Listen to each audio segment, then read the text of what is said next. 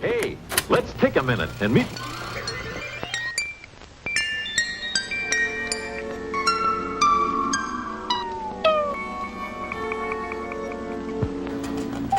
Hi, kids. Look at some delicious magic with the extra good. That's a cinch.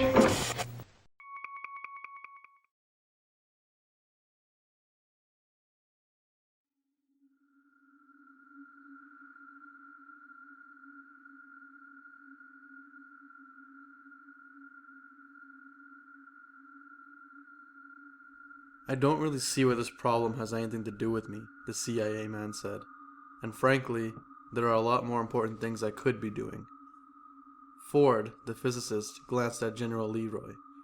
The general had that quizzical expression on his face, the look that meant he was about to do something decisive. Would you like to see the problem firsthand? The general asked innocently. The CIA man took a quick look at his wristwatch. If it doesn't take too long, it's late enough already. It won't take very long, will it, Ford? The general said, getting out of his chair. Not very long, Ford agreed. Only a lifetime. The CIA man grunted as they went to the doorway and left the general's office. Going down the dark, deserted hallway, their footsteps echoed hollowly. I can't overemphasize the seriousness of this problem, General Leroy said to the CIA man. 8 ranking members of the general staff have either resigned their commissions or gone straight to the violent ward after just one session with the computer. The CIA man looked at him with an eyebrow raised. Is this area secure? General Leroy's face turned red. This entire building is as secure as a president's bunker, and it's empty. We're the only living people inside here at this hour. I'm not taking any chances. Just want to be sure. Perhaps if I explain the computer a little more, Ford said, changing the subject, you'll know what to expect. Good idea, said the man from the CIA. We told you that this is the most modern, most complex and delicate computer in the world. Nothing like it has ever been attempted before, anywhere. I know that they don't have anything like it, the CIA man agreed, and I get the intelligence firsthand. Then you also know, I suppose, that it was built to simulate actual war situations. We fight wars in this computer. Wars with missiles and bombs and gas. Real wars completed down to the tiniest detail. The computer tells us what will actually happen to every missile, every city, every man who dies, how many planes are lost, how many trucks will fail to start on a cold morning, whether a battle is won or lost. General Leroy interrupted. The computer runs these analyses for both sides so we can see what's happening to them too. The CIA man gestured impatiently. War game simulations aren't new. You've been doing them for years. Yes, but this machine is different, Ford pointed out. It only gives a much more detailed war game. It's the next logical step in the development of machine-simulated war games. He hesitated dramatically. Well, what is it? We've added a variation of the electrical encephalograph. The CIA man stopped walking. The electrical what? Electrical encephalograph. You know, a recording device that reads the electrical patterns of your brain, like the electrocardiograph. Oh. But you see, we've given the EEG a reverse twist. Instead of using a machine that makes a recording of the brain's electrical wave output, we've developed a device that will take the computer's readout tapes and turn them into electrical patterns that are put into your brain. I don't get it. The general took over. You sit on the machine's control console. A helmet is placed over your head. You set the machine in operation. You see the results. Yes, Ford went on. Instead of reading rows of figures, you actually see the war being fought. Complete visual and auditory hallucinations. It's nothing like the pixelated graphics or animations. Nothing like that at all. It induces the mind. It uses your dream engine, I suppose is the best way to put it. It's as real as anything else is to you. You can watch the progress of the battles, and as you change strategy and tactics, you can see the results before your eyes. The idea originally was to make it easier for the general staff to visualize strategic situations, General Leroy said. This really was simply our first step. the playing out of a pre-programmed war plan. But we halted development on the project after the results. Everyone who's used the machine has either resigned his commission or gone insane, Ford added. The CIA man cocked an eye at Leroy. You've used the computer? Correct. And you have neither resigned nor cracked up? Not yet, General Leroy said. That's why I called you now. Before the CIA man could comment, Ford said, the computer's right inside this doorway. Let's get this over with while the building is still empty. They stepped in. The physicist and the general showed the CIA man through the room of massive consoles. It's all transistorized and subminiaturized, of course, Ford explained. That's the only way we could build so much detail into the machine and still have it small enough to fit inside a single building. A single building? Oh yes, this is only the control section. Most of this building is taken up by the circuits, the memory banks, and the rest of it. And of course we didn't want a network. The whole place is sealed from radio frequencies. A true black hut of anything and everything. Like you said, secure. They showed him, finally, to a small desk studded with control buttons and dials. The single spotlight above the desk lit brilliantly, in harsh contrast to the semi-darkness of the rest of the room. Since you've never run the computer before, Ford said, General Leroy would do the controlling. You just sit and watch what happens. The general sat in one of the well-padded chairs and donned a grotesque headgear that was connected to the desk by a half-dozen wires. The CIA man took his chair slowly. When they put one of the bulky helmets on him, he looked up at them, squinting a little in the bright light. This isn't going to do any damage, is it? My goodness, no, Ford said. You mean mentally? No, of course not. You're not on the general staff, so it shouldn't affect you the way it did the others. Their reaction had nothing to do with the computers per se. Several civilians have used the computer with no ill effects. It's not too much of a dissonance to them. A change, General Leroy said. Ford has used it many times. The CIA man nodded, and they closed the transparent visor over his face. He sat there and watched General Leroy press a series of buttons, then turn a dial. Can you hear me? The general's voice came muffled through the helmet. Yes, he said. All right, here we go. You're familiar with Situation 121. That's what we're going to be seeing. Situation 121 was a standard war game. The CIA man was well acquainted with it. Total war beginning the closest to home. They considered it less likely than an event escalating in Germany or Vietnam. But it was still one of the few plans which everyone involved in strategy had to be familiar with.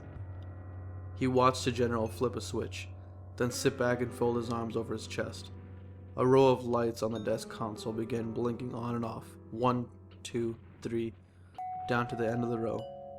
Then back to the beginning again. On and off, on and off, on and off, on and off. And then, somehow, he could see it. He was poised incredibly somewhere in space. He could see it all in a funny, blurry, double-sided, dreamlike way. He seemed to be seeing several pictures and hearing many voices all at once.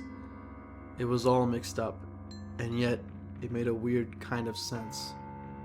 For a panicked instant, he wanted to rip the helmet off his head. It's only an illusion, he told himself, forcing calm on his unwilling nerves. Only an illusion. But it seemed strangely real. He was watching the Gulf of Mexico. He could see Florida off to his right, and the arching coast of the southern eastern United States. He could even make out Rio Grande River. Situation 121 started with, he remembered, the discovery of missile-bearing enemy submarines in the Gulf.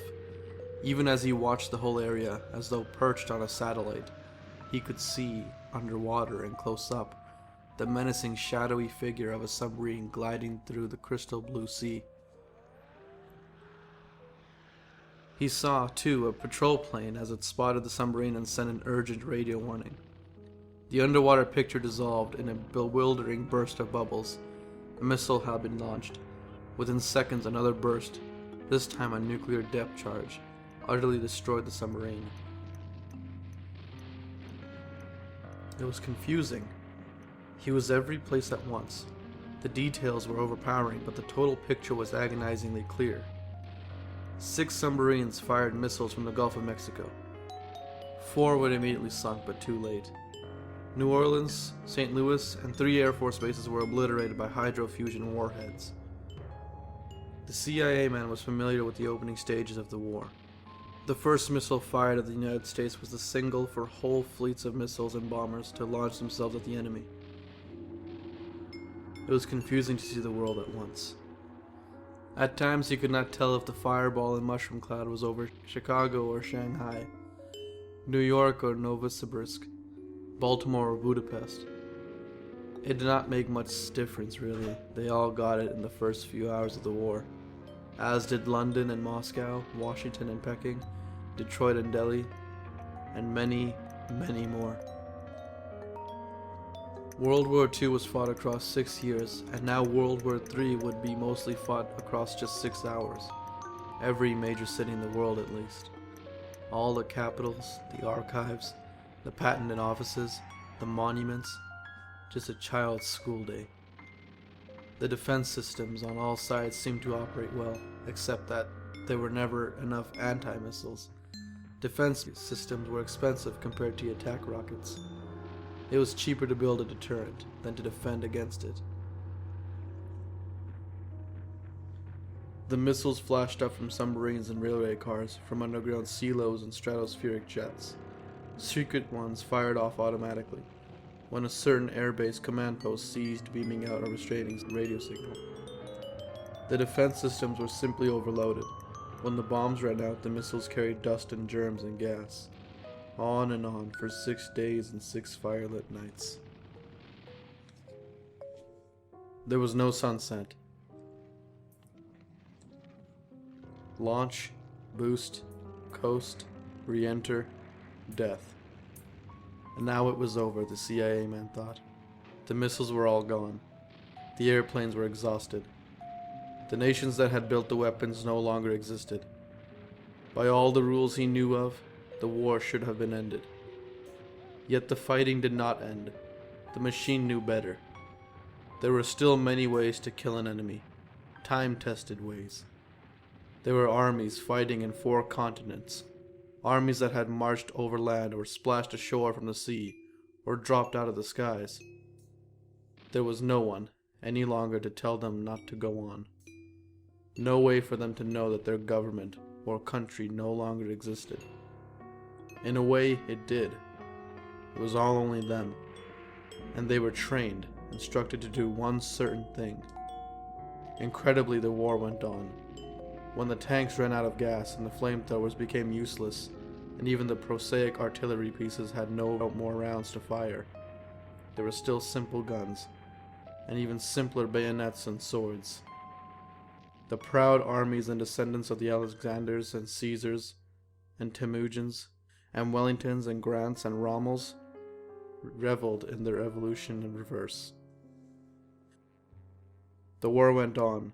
Slowly, inevitably, the armies split apart into smaller and smaller units, until the tortured countryside that so recently had felt the impact of nuclear war once again knew the threat of bands of armed marauders, the tiny savage groups stranded in alien lands, far from the homes and families that they knew to be destroyed, and carried on a mockery of war, lived off the land, fought their own countrymen if the occasion suited, and revived the ancient terror of hand-wielded personal one head at a time killing. The CIA man watched the world disintegrate. Death was an individual business now, and none the better, for no longer being mass-produced. In agonized fascinations he saw the myriad of ways in which a man might die. Murder was only one of them.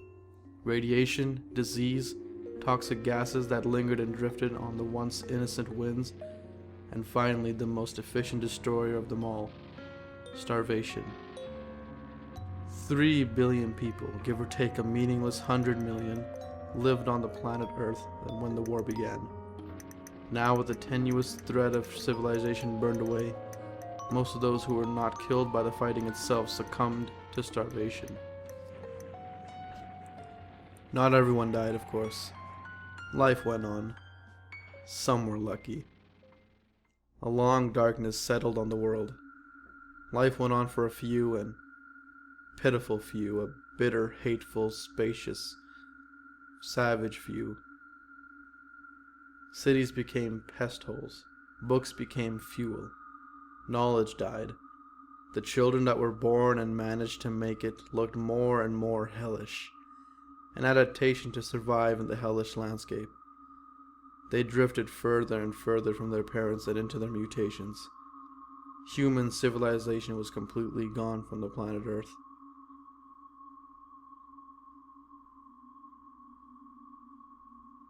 The helmet was lifted slowly off his head. The CIA man found that he was too weak to raise his arm. He was shivering and damp with perspiration. "Now you see," Ford said quietly, "why the military men cracked up when they used the computer." General Leroy even was pale.